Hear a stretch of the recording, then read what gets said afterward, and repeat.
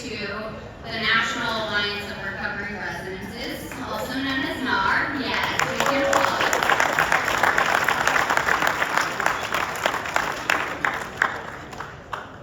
Honestly, we worked with NARR for a long time now. About 90% of the recovery houses that we fund are NARR accredited recovery homes.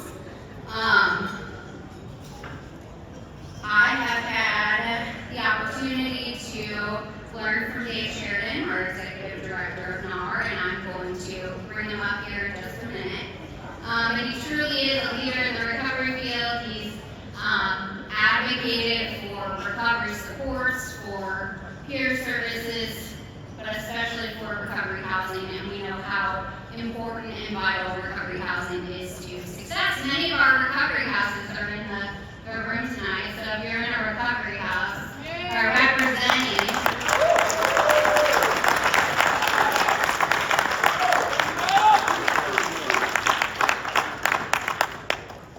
and then really this grant is the start of a partnership with NARR. We are working with NARR this year to bring education for peer support specialists to their big national conference. So we're partnering directly with them to do this. So we're excited about that, and I'm excited to present the check tonight. So to introduce Dave, he gave me his bio. I decided not to read it, but I'll tell you just a couple things. Dave is a person in recovery himself, but he's also the Executive Director of NARR, like I said. My first conversation with Dave was at the NARR conference a couple years ago, but my second conversation lasted 2 hours on the phone. I think it was only supposed to be like a half hour. But when Dave calls, when Dave wants to talk, you have a long conversation because he's full of recovery wisdom. He knows everything about the recovery community, everything about recovery housing, and I thank you, Dave, for all you've taught me about it.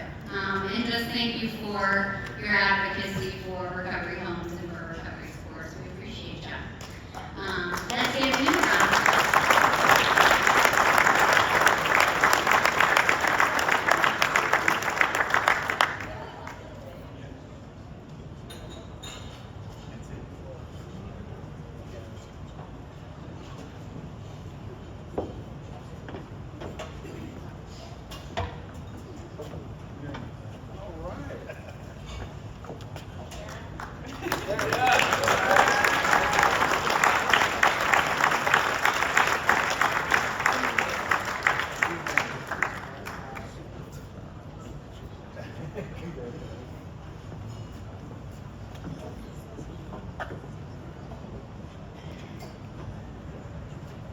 I brought a few notes up here because I want to make sure I thank the right people.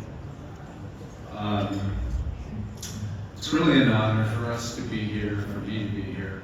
I was at this dinner last year, and remember how impressed I was by the spirit in the room. You know, everything about this crowd speaks to recovery. And that's a little bit about what we do, and since this organization's been so generous, Emily, I see what you mean about this echo. It's hard, right? Yeah, well, I'll just ignore it. I feel like you have to talk slower. Well, that's probably good. I probably should talk shorter too. But I'd really like to thank Jan, Dan, Emily, John, the Archway Board, and a lot of you who've gotten to know us over the years. This has been mostly a peer and person-to-person organization, so I thought I'd spend just a few minutes talking about what we do at NARR and how we came to be and kind of how we fit into this whole recovery thing. And I think my story is as good a way to illustrate it as anybody. I went through most of my professional career in the institutional investment management business. So I was what they call the master of the universe. I knew everything, I could solve your problems, but I couldn't do solve my own problems. So when it came to be my turn in the barrel and I needed to change my life, I sought out the best treatment center I could find, because I figured if my problems were this complicated, you needed to spend the equivalent of a half a year at Harvard to get the right people. I was not the kind of person who could have walked into a church basement and said, "My name's David, I'm an alcoholic." My ego was too big. But after treatment, my counselor recommended that I spend a little time in a recovery house. And I told him, yeah, you know, I had roommates in college, did the fraternity thing, that was great. What would that do for me now? You know, I knew nothing about that. So I did. I lived for a few months in a recovery house in Los Angeles. Then I got back into my life. I had a really strong recovery network. And a few years later, an old gentleman that I met in one of my meetings, I knew he was involved with recovery housing. And he really dedicated his life to this. He created a little organization to create some standards and some training for all the recovery housing operators in Southern California. And I didn't think much of it. I figured that's just kind of how the way things were everywhere. And I came to realize, first of all, that wasn't true. And I was also realizing that my path from my bottom to back into my career was a lot smoother than most people had. Most people didn't have the options I had. And for them, at the time, we didn't have the Affordable Care Act, so most people didn't have access to treatment. And recovery housing is what they got. And it was the most important recovery service that absolutely nobody cared about. So a few of us with a similar idea from around the country got together in 2010, and we committed to change that. So we knew that one of the obstacles to acceptance had been that there were no nationally recognized standards for how to operate recovery housing. And without those standards, without some kind of metric, the field is just not going to get any respect.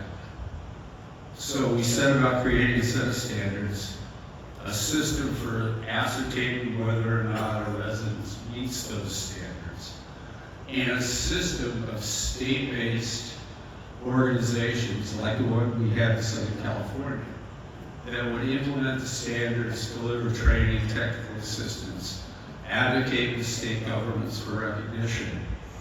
And at the time we started, there was no state in the country that recognized recovery housing in a formal way outside of Oxford houses. No funding, no recognition for houses that were meeting standards, no technical assistance. And today we are in 31 states, Missouri being one of our best. Half of those organizations now get state funding, and there's recognition in terms of certain benefits that accrue to houses that meet our standards. Now that's an incredible leap in just a few years. So those are the kinds of things we do. Along the way, we've met some incredible people like the Spookies, met John and Emily through the conference circuit, basically. And through those relationships, we've gotten really plugged into other parts of the recovery field. But we've also been able to make some headway at the federal level and with national organizations. So right now, in the President's National Drug Control Strategy, there's a goal in an numeric estimate for what they expect recovery housing to do over the next few years. And our numbers are what they use to determine the nation's progress on that. I'm going to leave you with one other little thing just to help you understand how the rest of the world's coming to view recovery. A couple of years ago, we started doing some work with the American Society of Addiction Medicine. For those of you from the treatment world, you know ASAM is kind of the treatment Bible. They define the different levels of treatment services and what kind of assessments line someone up with what level of care they need. And we actually had started the work several years prior, but fast forward to today, in the release of the 4th edition of the ASAM criteria, recovery housing is now part of their criteria, using our definitions.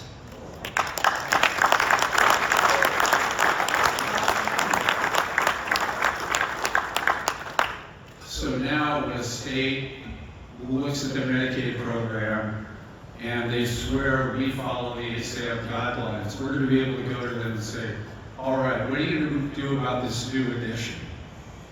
Now, the other thing they've done on the peer side is they recognize the need for peer services for people in treatment to bridge the gap for when they leave treatment and begin the part of their recovery journey outside of treatment. So these are two huge developments. And it happened because of people like you in this room who've agitated for the need for change. And for that, we thank you.